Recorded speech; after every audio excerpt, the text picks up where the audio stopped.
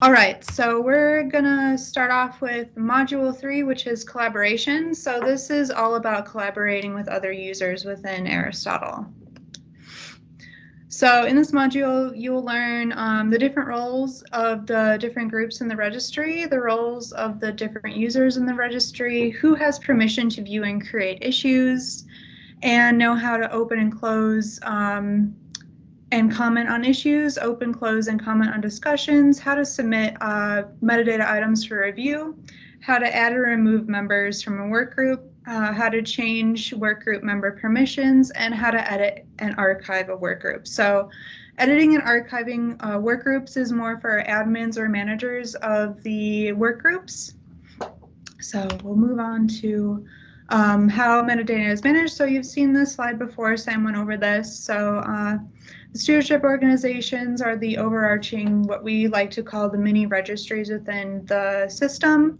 Underneath those sits both the registration authorities, which are responsible for endorsing content and why, and the work groups as well, so underneath that. So those are the people who've authored and submitted content to the stewardship organizations. So in this section, we're going to be talking about the work groups. So those are the people in the yellow here, which sit underneath the stewardship organizations. Oh, that's moved. Okay, so just starting off, my sandbox. So when you create items, they haven't been associated with a work group or registration authority, or haven't been submitted for review, or a stewardship organization, they will sit in your sandbox. So your sandbox is only visible to you unless you share it. So we'll go over that in a second. But to get to your sandbox from your dashboard page, you either select your name drop down in the header, select My Sandbox, or on the dashboard side panel. So this is what your sandbox will look like. We have, you can perform bulk actions here. You can also favorite items from here as well. So if you click the little ribbon next to the item name, that actually can favorite the item for you. I'll show you the name of the item, what type of item it is, the details about this item. So this is just the definition of the item, the status of the item. You can filter by when it was last updated. You can delete items from here, and you can also edit items from here. So managing a shared link. So this is what you can use to share a view of your sandbox with other users in the system. So to do that, you just select Manage Share Link, and a little pop-up modal will appear where you can add in emails of users. So this looks a bit different once you've created a share link. So this one I haven't shared this with anyone yet, so it will look like this, but once you do add people in and click this again, it will look a little bit different. But you just add in a name of a user and then select add, and then the email will appear green here. And then once you create, it will appear just like the text will appear black, so it won't be green anymore, but that just adds the user in. So I'll just show you here. So it just appears green. You can also delete users from here as well. You can only share your sandbox view with other users in the system, so you can't just send it to your friend. They have to be an authenticated user of the system. And also, you'll want to, I think this is ticked by default. You'll want to send an email notifying new users of your shared link once you add new people in. It won't reshare it with people who are already in here if you've added new people in.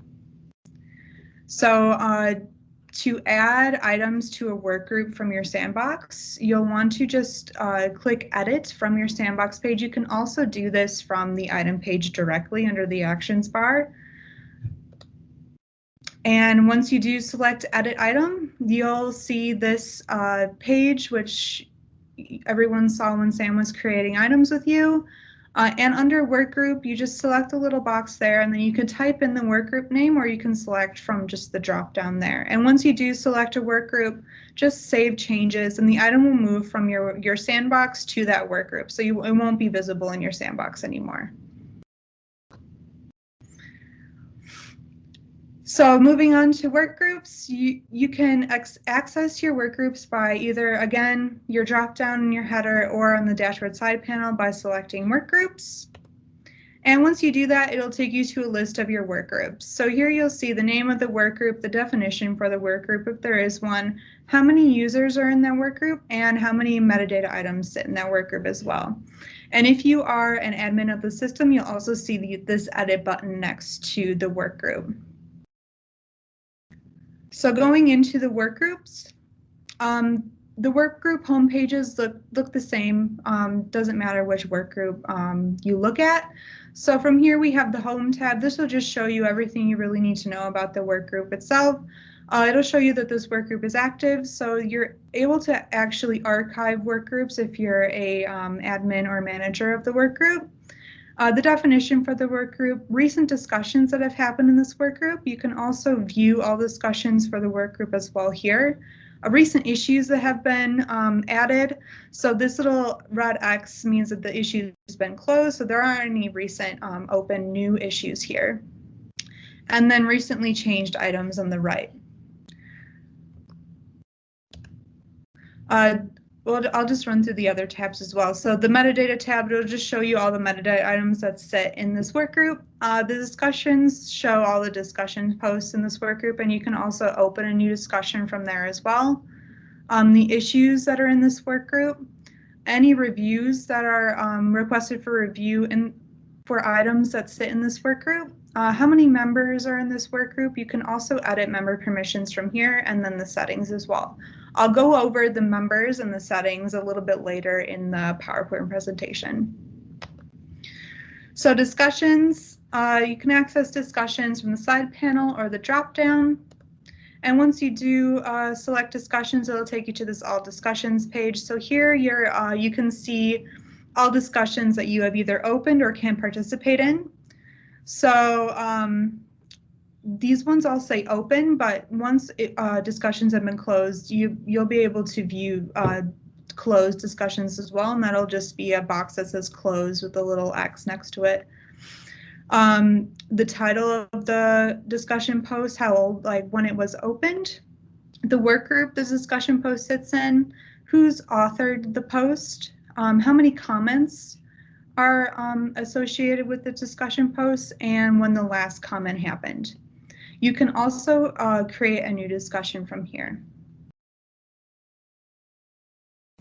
So I clicked into this first discussion post here, resources, that was opened by Sam in the COVID-19 work group, and this is just a view of the discussion post. So you see that it's open, you see the name of the discussion post, who and Sam here, who's created it and added a comment in.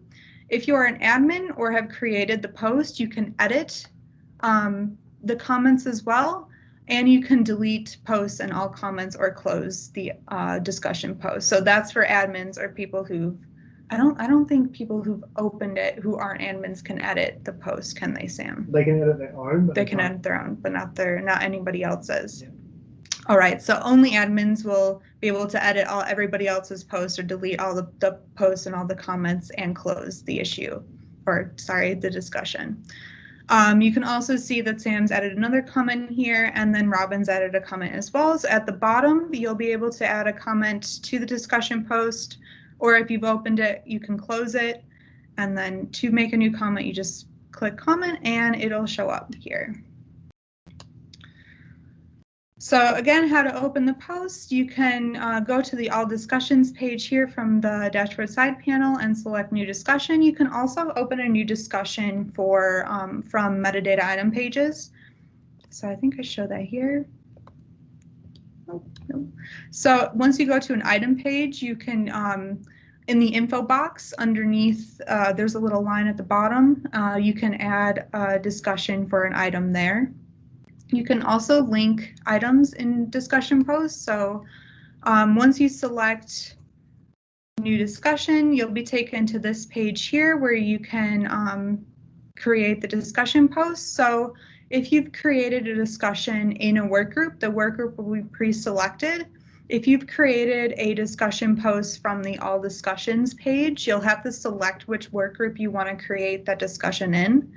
So that's just simply just selecting the drop down here. Add a title in for the discussion post, add in the post, and then you can also add in related items. So that's just typing in what item you want to add in, and then create new post. So this is the first follow along activity for this module. So what we're going to do, sorry, I'm just moving this, is add the data element that we created in the second module, the training session, trainer preparation indicator, to the training November 2020 work group. So we're going to add a data element, the data element we created, to the work group, because those, I think only one other person added that to the work group, but I don't think anybody else did. So we're going to go to, I'll bring up here. So we're going to go to my dashboard, or your dashboard, in the registry, and select my Sandbox. And in there, I've already moved mine, but if you haven't moved it, so we're going to move the the data element that we created, the training session, trainer preparation indicator, to the training November 2020 work group. So to do that, on that data element, you select edit, and then select the training November 2020 work group, and then save changes. So that will have moved to the work group. So you can see down here that it will move to the training November 2020 work group.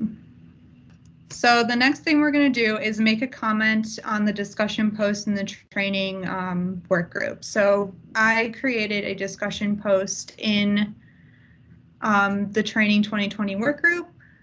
So from your dashboard page, to access that, you just go to work groups, training 2020, and then discussions. So you'll be able to see my first discussion post that I opened there.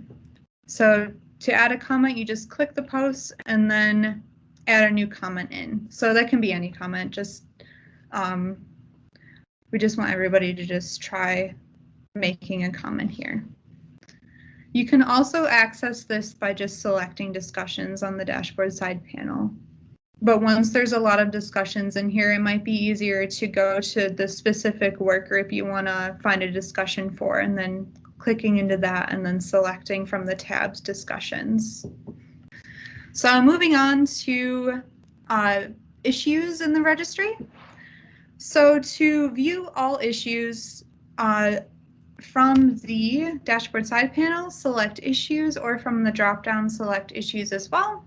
And this will take you to the all issues page. So we've recently redone this page. So this is brand new. So from here, you can view all the issues that you have permission to view in the registry. You can view the open and the closed issues from here, and you can search for issues here as well, because this can get quite lengthy if you have a lot of permissions and are a member of a lot of groups. So this is just a view of both the open and closed issues. So to view the closed issues, you just click on close, and it'll show you a list of the closed issues. If there aren't any, it'll say no, there are no issues. To view an issue, just select the name of the issue, and then it'll take you to the issue page. So for the item. So if you click on the issue name, it'll take you here. But go back. You can only get back to the issues page if you select back in your browser.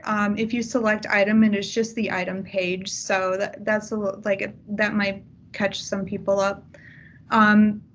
To view all issues for the item, this particular item, select view all issues for this item, and it'll show you a list of the issues. You can also edit the issue from here and then make a new comment. And you can also view proposed changes to the definition. So I'm just going to back up quickly and go over the different areas of the issue itself. So from here, you can view the issue name. Each issue is given a unique number in the registry. Who opened the issue, the organization it sits in, the stewardship organization it sits in, The work group that it sits in will also show up there if it wasn't a work group. So this one isn't in a work group, so that won't show up. If there are any labels associated with that issue, the item that this issue is open for, when it was created, you can filter on that as well. When it was last updated, you can also filter on that too. And then comments, if there were any comments for the issue. So the things that are showing up in blue are actual things that you can use to filter on issues. So if you selected the user's name, it will actually filter on the issues. So that will show up in a filter underneath here. And you can search for issues here as well. Right. So issues on an item page. From an item page, you can also view issues and open issues from here too. So to view the issues from an item page, you just select the Issues tab and it takes you to a view of any issues that are open for this item. And again, you can view the open and closed issues. So here we can see that there is an open issue for grammar for this data element concept, and I clicked over to the close and there are 0 issues open or 0 closed issues for this item. You can also search for issues here as well. So to open an issue from an item page, you just go to the item page, select the Issues tab, and then click New Issue. And you'll get a pop-up modal here where you can type in the name of the issue you would like to create, a description for the issue, and then you can add labels if there were any labels created. So labels are created within the stewardship organization. So an administrator of a stewardship organization would have to add in a label for that to be accessible from here. And you can also propose changes to the item as well. So that's on the next slide. So in the proposed change dropdown, you're able to propose changes to the name of the item, the definition, the references, the origin, and the comments for the item. And so if you select definition, for example, it'll show you the definition for the item, and you can actually do track changes in the definition from here. And then create the issue. So it won't change the definition. It'll just send the user or the person who created the item the issue, and they'll be able to review that from the All Issues tab. So viewing issues within your work group. So I think I showed that before, but I'll show it again. So going to your work groups from the dashboard side panel, the dropdown, select the work group you would like to see the issues for. It'll take you to the work group's homepage, and then from tabs here, select issues, and it'll take you to a view of all the issues in this work group. So again, it's the same look and feel as the Issues tab from the dashboard side panel. We have the open and closed issues. You can search for issues from here and filter from here as well. So this is an example of a label here. So this can also be used as a filter. So if we clicked into references, it would filter on any issues that were labeled as references and show up here. I'll show this as we'll go through an example of an issue and show the different things you can filter on as well in a little bit. So right now we're going to do another follow along activity and create an issue for the data element that we've all added to a work group, the Training 2020 work group. So we're just going to create an issue for the data element that we've added. So I'm just going to switch over again. So we're going to go back to the dashboard, and we're going to navigate to the work group, the Training November 2020 work group. And we're going to click into metadata and then find the training session data element. So I'm going to select mine because I have an issue in there that I wanted to show a correction for.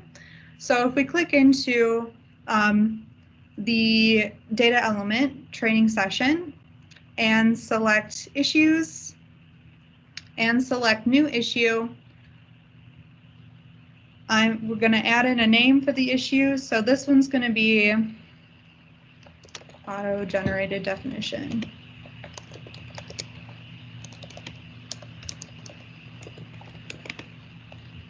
A description. The auto-generated definition hasn't been deleted. And this is an example of some labels that have been created in this stewardship organization. So we're just going to say content error, and then we're going to propose changes to the definition. And then I'm just going to get rid of this. This was an auto-generated definition. And then create issue. So now we can see that this issue has been created. It has a unique number. You can edit the issue from here. The label is here as well, the description, and then we can also see the proposed changes. So this is the change that has been proposed, and then we can also see the differences here as well. So we can see that this auto-generated definition has been deleted, and now there's nothing in the new content area. So if you were happy with this new change to this content, you can accept changes and close. Okay, so moving on to review requests. So we've also just recently overhauled our review request page. So to access the all reviews from your dashboard, select review request from the side panel. This actually isn't available in your dropdown yet, so you'll have to get there from the side panel. So selecting review request takes you to the review request page, and from here you can view all view requests that you've opened or can participate in. So, and you can also create new reviews from here as well. So this is very similar to the all issues page. It has a similar functionality. So you can search for reviews here, and you can also filter on reviews as well, and you can view the open and closed reviews. So again, just running through the reviews will show the name of the review, and each review has a unique number as well, who's opened the review, which work group the review sits in. The target registration state. So this one, Sam wants this controlled vocab item to, or sorry, that's not the name of the item.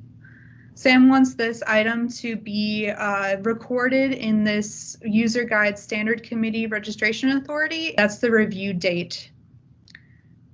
And now the due date, this is where you can put in when this request is due by.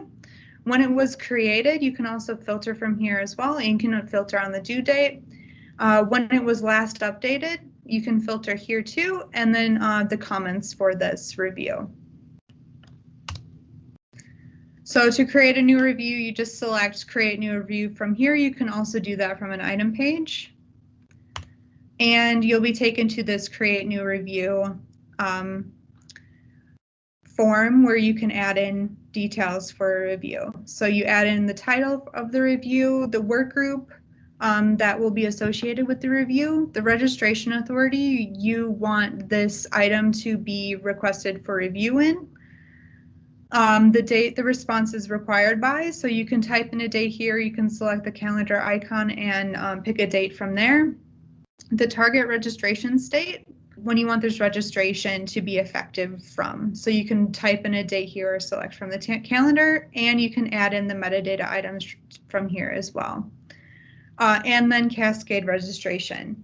So this no means that you only want this one item in this metadata field to be registered, or say yes for all the items here, and then the child items that are associated with that as well, and then create new review. So this is a view of one of the reviews. So here we can see that this review is open, the name of the review, the target registration information. So we want this to be registered as incomplete in the health registration authority. The registration date being the 11th of June 2020, how many items were associated with this review. So if you said no to Cascade registration, only one item would show up here. Who requested the review, when it was requested, and then the due date for this review. So we can also see these tabs here. So the conversation, so this is where you can add new comments. So I've added a comment in. If you are a registrar, you can also approve. This green box will show up for you, and you can approve as the target status here and close the review, or you can endorse at a different status. So if someone accidentally requested something to be reviewed and put endorsed at a status that wasn't correct, you can endorse at a different status from here. Clicking over to the items, you can view all the items that are associated with this review.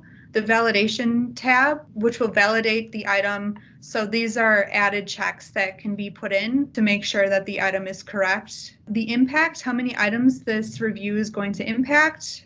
If there are any issues opened for any of the items in this review, and you can propose supersedes for reviews here as well, or for items here as well. You can also submit an item for review from the item page, and to do that, you just select from the actions bar, submit for review, and the same form will show up. So moving on to the next activity, we're going to open a review for that data element we've opened an issue for and added to the work group, the training session trainer preparation indicator. So I will do it from my dashboard. So going into my work groups, selecting that, metadata. Going into the item, actions, submit for review. Give it a title, add the work group. So I'm going to add in the November 2020 work group. The registration authority. I've added a registration authority into the training stewardship organization, so everybody should be able to see this registration authority. The example are registration authority for training. Response required by, I'll say tomorrow. The status, we'll say incomplete. Date registration effective, say next week, Monday. And then the item, when you open an item from, or sorry, when you request review for an item from the item page, the item will automatically be added into the metadata here, the metadata field, but you can also add in other items as well from here, or you can remove this entirely, which I accidentally just did, so I will find that again. All right, and then I'm going to say no to cascading the registration and then create a new review. So I'll just show the different tabs here.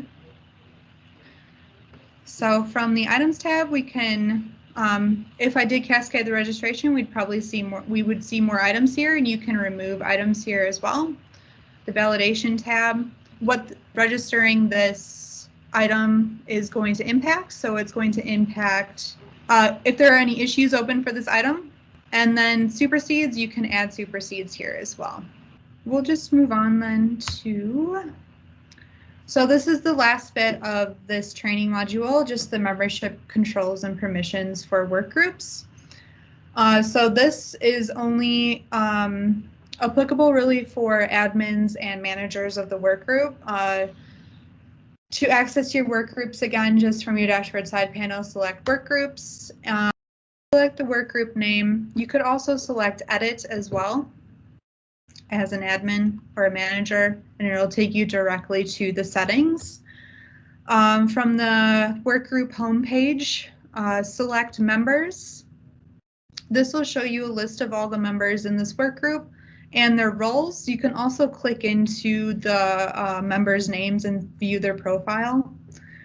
And select under manage the little cog icon with the drop down. You're able to change their roles in the work group, and you can also remove people from the group. You can also yourself leave the work group or add a user in. And adding a user in is just typing in their email address. Moving on to the settings tab. So from here, you can change the name of the work group and the definition. So this is also very similar to the registration authorities, the stewardship organizations. There's always the settings tab where you can change the name and then the definition as well. And this is just a summary of what we did. So we added the data element to the training 2020 work group. We made a comment on the discussion posts that was created in that training work group. We created an issue for the data element training session, and we opened a review for the data element as well. And that basically sums up the collaboration within the registry.